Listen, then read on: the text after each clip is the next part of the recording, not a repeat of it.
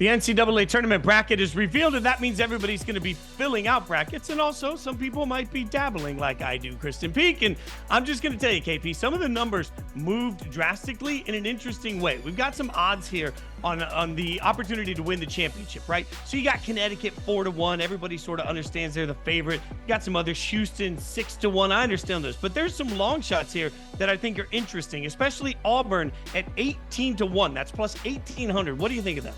Listen, the last time Bruce Pearl and the Auburn Tigers won the SEC championship, they went on and they made a storming run through the tournament and made it all the way to the Final Four. And there are a lot of similarities in this team and the 2019 team. You got Janai Broome, who's been playing completely unbelievably down the stretch, Katie Johnson and Aiden Holloway at the backcourt. And when you have the mixture of athleticism that they had, the guard play and coaching, I think that we're looking at UConn, right? And a team is going to have to play their best basketball to beat them. I think Auburn could be that team that could beat them to come out of the East region and at least make the Final Four and maybe win the championship.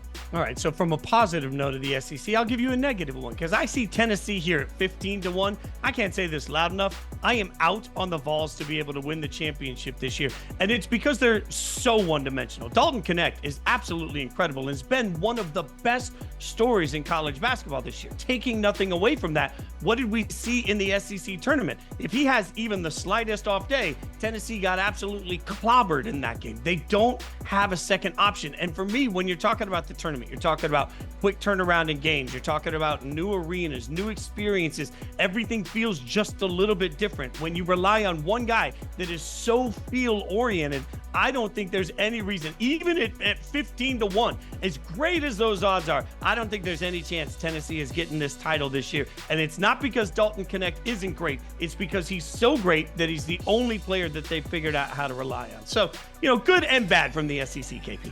Be sure to get in on the action with Yahoo's Bracket Madness game for both the men's and the women's tournaments. You could win $25,000 in our best bracket contest. It's free to play. So head to yahoo.com/tourney. That's yahoo.com/tourney to sign up.